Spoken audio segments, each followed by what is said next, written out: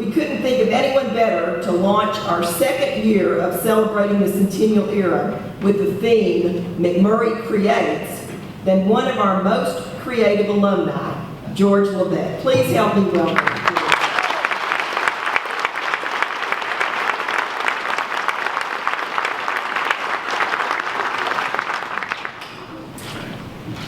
It's so good to be here. She asked me to keep it under an hour. I'll do my best. No promises. I'm just saying. Actually, I gave the commencement address in 2010. I heard a couple of 2010 mentions here, and I worked really hard on that speech in 2010. You know, if you buy a dress, you don't just wear it once, do you? So I haven't looked at the speech since. I'm sure it's fine. We're just going to pull it out and read the 2010 speech. Is that okay with everyone? Well, thank you. You guys are patient.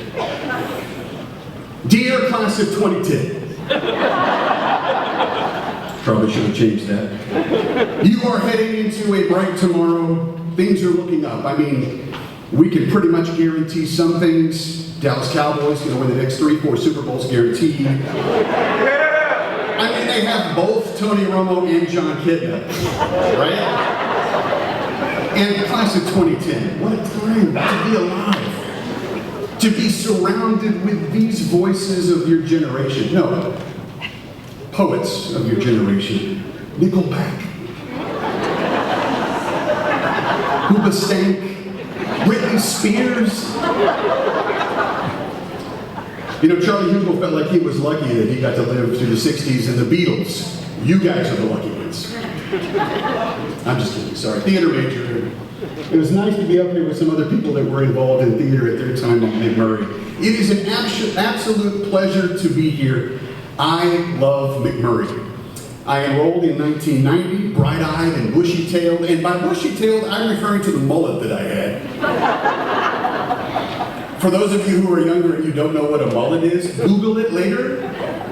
It was fun. A lot of us had it. It was business in the front and party in the back.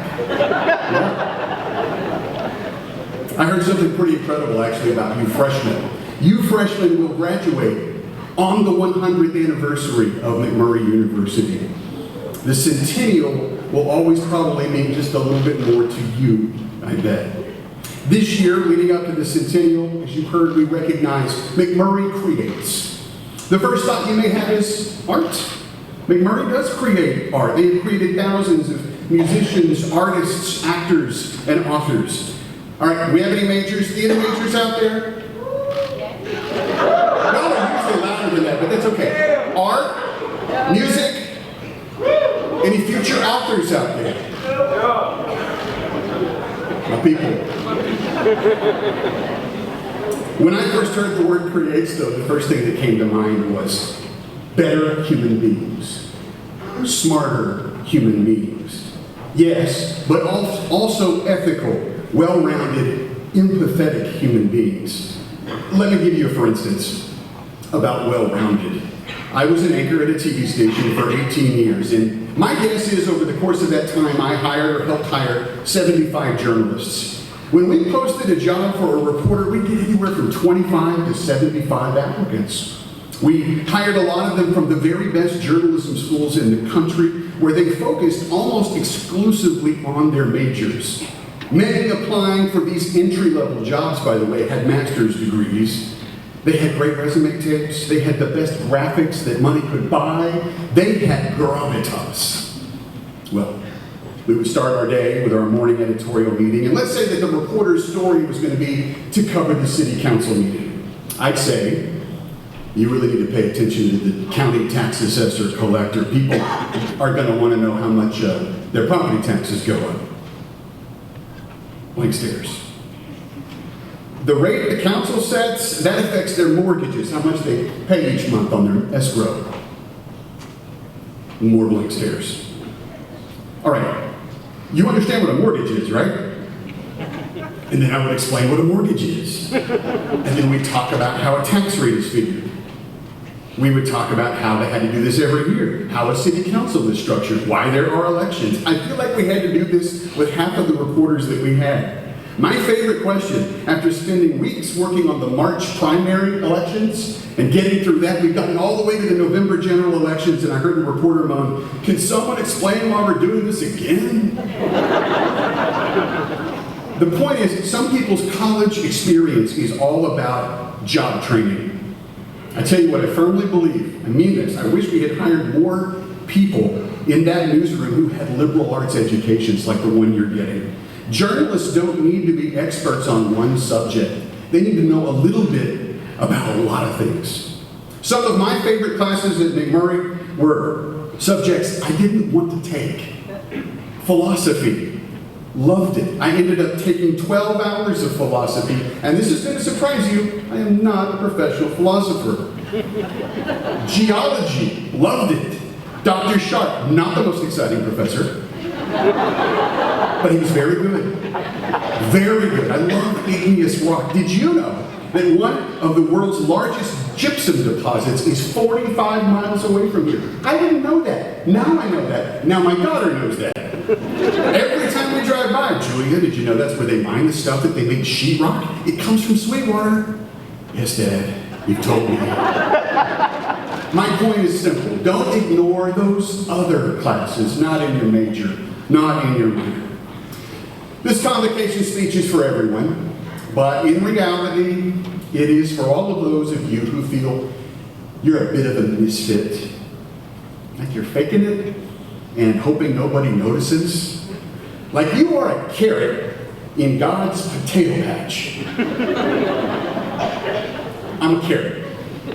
I'm the first person in my family to go to college, not because they couldn't afford it, not because they didn't have good grades, because they believed college was fundamentally bad. The Bible says, "Be no part of the world." They took that scripture quite literally. They, and me for the first 16 years of my life, took all of the scriptures quite literally. We didn't celebrate Christmas, New Year's, or Thanksgiving, or the 4th of July, or birthdays, or holidays. Those were part of the world. We didn't talk to people who were in our religion other than, "Hi, or you want to come to my church?" In school, we were only allowed to do the very minimum. No sports, no after-school activities. We carried these little cards with us that said, "In case of emergency, absolutely no blood transfusions." We didn't believe in America. Sure, we believed America existed, but unless you legally had to do it, we didn't do it. We didn't vote. We didn't join the military. We stood with our arms at the side for the Pledge of Allegiance and the national anthem, stoically silent. But most importantly to me as a 16-year-old, we absolutely did not go to college. My dad was high up in our religion. I would be like him. I would keep working for my uncle in our janitorial business. There was no choice. It was laid out in front of me. I'd even been sent to New York to spend the summer at a commune there to learn more about my future and see it for myself. Around the age of 16, I got an idea. I was fairly smart. I had pretty good grades. I had teachers who would look at me and say, "If you apply yourself, you can do anything." And maybe some of them thought they were talking to a brick wall. They weren't. I heard every word, and it was gospel.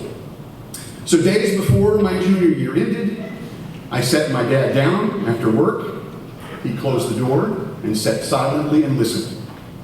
In a well-prepared speech, I told him I wanted to go to college. I told him I would live at home and I would commute. I told him that I would keep knocking on doors every week to find new believers. He said, "We are to be no part of the world. If you want to go to college, move out." I got up, I found a box.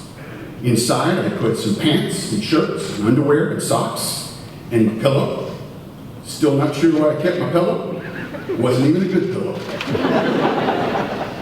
I called a friend of mine who to this day is my best friend. He came to our little trailer house. He put that little box in his trunk. I was homeless. That night, my friend told my theater teacher that I had been kicked out. I ended up sleeping on his couch for 2 months. I worked at the gas and grow. Then I moved in with this very short-term little family, a crazy, loud family that had taken in a lot of foster kids over the years. They took me in, they fed me, they helped me slowly come to terms with this brand new, strange world. This 1 year of high school, out of the trailer, out of the cult, it was crazy. I was crazy. It was wonderful. I opened my first birthday present. I celebrated my first Christmas. I recited the pledge for the first time. I did my first after-school play. I kissed a girl. Not in the play like a real-life girl. It was awesome. My new sort of semi-kind of foster mom said that I had one and only one choice for college. She said I needed to go here. She said that I would get lost in the crowd at a gigantic university. I know those professors. They won't let you fall through the cracks. So I started college here. A stranger who didn't belong, carrot in a potato patch. Man, did I have a wild streak. I'm guessing there are a few here that might remember that. Sorry. I had coffee a few months ago with Dr. Bob Monk, longtime religion professor here. Love that guy. He told me he remembered these debates that he and I had my freshman year. He still remembered them. Having a doctrinal debate with a doctor of divinity after class. I'm pretty sure that wouldn't have happened just anywhere. They say never judge someone until you have walked in their shoes. My first year, I walked around like I owned a joint. I was arrogant, full of myself, incredibly self-confident. Truth? I had no one. I was on my own. I had no car. I had no money. I had no family. I ended up getting a job at the Allsups across the street from Martin Dorn because I could get there. I made those burritos in the middle of the night. I appeared to be full of myself because there was only a myself. But that changed here when I got involved. I did every show the theater department put together. I worked on the sets during the day. Might not have been the greatest, but I did work on them. I joined a group that did competitive speech and debate. I pledged a social club. I made friends that are still my friends today. They drew a circle and took me in. I volunteered some Saturdays, cleanup Saturdays here on campus. I even made campaign phone calls for one of the presidential candidates. I joined Shanners. I was in it for 3 years. My junior year, I ran for student council. I got elected. I got involved. And as I got involved, I became less of an outsider. Heck, my senior year, my first of 3 senior years, I was even elected class favorite. You know what I discovered after doing all these things that I never dreamed that I would ever do? I liked this world that I had been taught to hate. The world opened itself up to me when I was at McMurry. In college, in class, on campus, a seed was planted. I'm still involved in this world. I serve on boards, I volunteered, I taught many a journalist their trade. I work now at a true Abilene treasure, the historic Paramount Theater. If you haven't been there, you really need to go. My job is simple. Preserve that 90-year-old theater so that it's there for the next generation. Also, make sure that we have artistic, interesting programming on that stage for everyone to see. And I've learned in my time at the Paramount that the people of Abilene are unbelievably loyal, unbelievably generous. They're good people. My parents, their religion, wanted the world to burn. We literally would drive around town picking out the house we would move into after God destroyed everyone that wasn't one of us. What about that one? I don't know, it doesn't have a pool. Armageddon was supposed to happen before the year 2000. McMurry reinforced what I had already begun to suspect. I didn't want the world to burn. I wanted this world to thrive. How about you students? What do you want from your world? Your generation gets a horrible rap. I worked at that journalism job for exactly 1 generation. When I started, we trained people by baby stepping them. We told them, who to call for information. We trained them by sitting them down, holding their hand as they type through a new computer system. 18 years later, your generation doesn't need that. You just look it up. You just figure it out. Your generation flies through new systems, through new computer programs. Your generation should be applauded. Your self-sufficiency has put mine to shame. That's good, because we've left you a lot of stuff to fix. We are superheating our planet. Our people seem diametrically opposed on every single issue.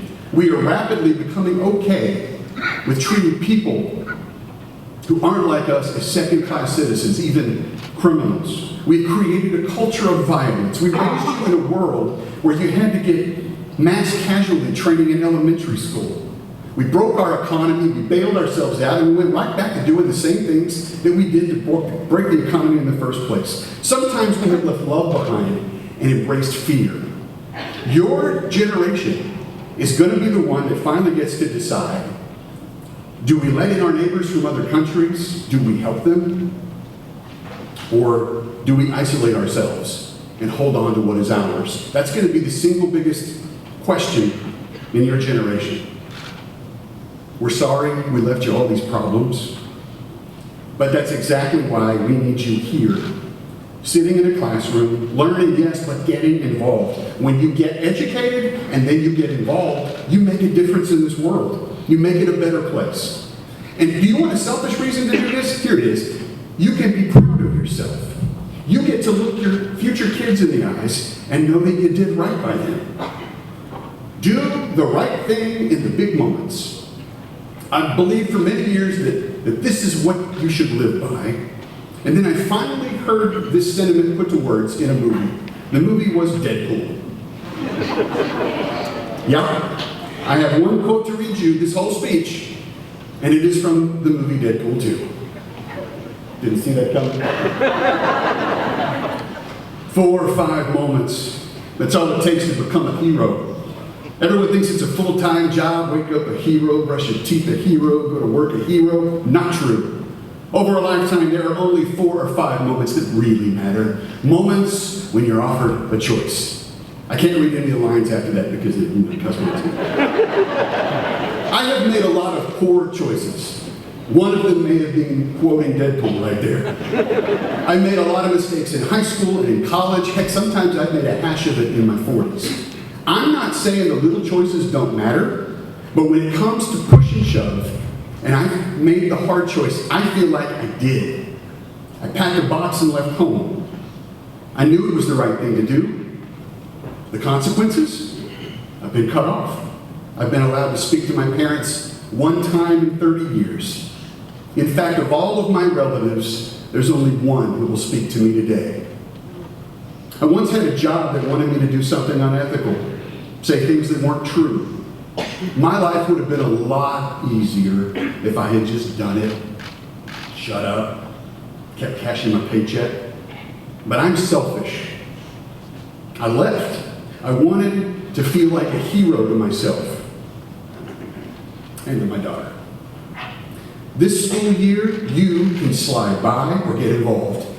You can do what you always do, or you can try something new. Enroll in a class that makes your parents' jaws drop. Join an organization that seems really crazy to you if you stop and think about it too much. And if there's something you believe in strongly, whatever it is, get involved. Go for it. Create that own big moment where you can win. Thank you.